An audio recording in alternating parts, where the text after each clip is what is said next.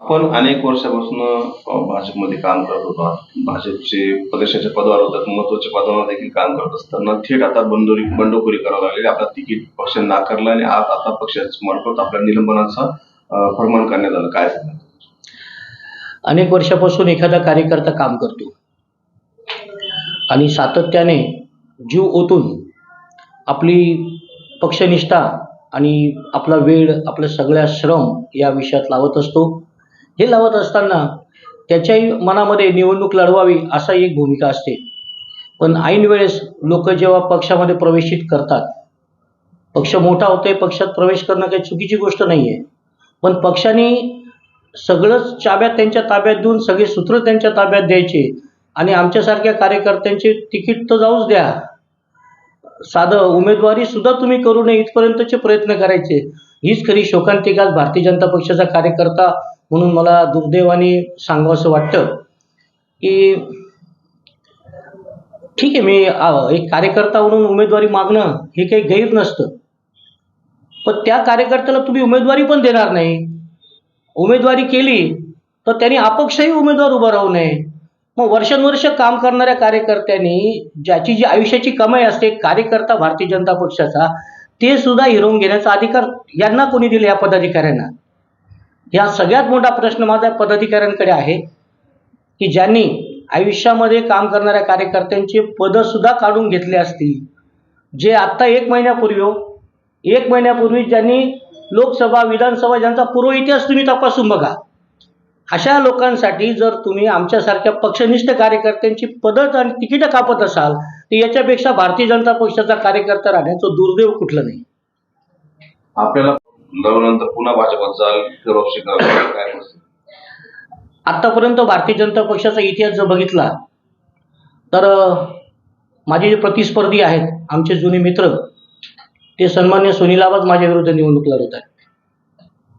ते मागच्या एक महिन्यापूर्वीच आपल्याच माध्यमातून आपणच आपल्या टी व्हीवरती बघितलंय की पक्षाने त्यांचा अत्यंत सन्मानजनकरित्या पक्ष प्रवेश करून घेतला. हा पक्षाचा इतिहासच आहे.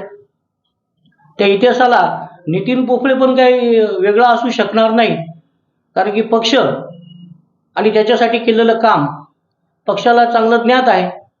आणि आमच्याबरोबरही काही पक्षाची मंडळी आहे की ज्यांना वाटतं की कार्यकर्ता जगला पाहिजे, कार्यकर्त्यांनी आपली लढाई लढली पाहिजे. ही मूळतः जी लढाई आहे ना, ही मूळतः लढाई ही कार्यकर्त्याची लढाई आहे. जो कार्यकर्ता काम करतो तो कुठल्याही राजकीय पक्षाचा असो, पण त्या कार्यकर्त्याला न्याय देण्याची जबाबदारी त्या पक्षावरती असते. आणि मी त्या सर्व कार्यकर्त्यांचा प्रतिनिधी म्हणून निवडणूक लढतो. आता हा तुमचा खूप छानपैकी प्रश्न आहे. तुम्ही त्यांनाच उमेदवारी दिली ज्यांनी साधी इंटरव्ह्यू सुद्धा दिला नाही पक्षाचा. त्याचं काय करणार? जे पक्षाचे काम करणारे कार्यकर्ते आहेत वर्षोनवर्ष, आणि त्यांनी तिथे उमेदवारीसाठी अर्जही केले, उमेदवारीच्या त्या संपूर्ण प्रक्रियेला सामोरं गेलं, तुम्ही त्यांना उमेदवारी दिली का? का तुम्ही आयातीत उमेदवारांना उमेदवारी दिली? हा प्रश्न माझा उलटा तुम्हालाच आहे. आज भाजप जिल्हाध्यक्ष निलेश कचोळे यांनी बंडखोर उमेदवार म्हणजे तुम्ही आणि वारवळे यांना मतदान न करण्याचे मालेगावकरांना आवाहन दिले. तर आपण याबद्दल काय बोला? ते जिल्हाध्यक्ष आहेत. सन्मान्य जिल्हाध्यक्षांनी त्यांच्या मनाप्रमाणे त्यांना बोलण्याचा अधिकार आहे. शेवटी मी हा प्रश्न जो आहे, एकनिष्ठ कार्यकर्त्याचा हा जो संघर्ष आहे, हा मी समाजापुढे घेऊन जातोय, जनतेपुढे घेऊन जातोय.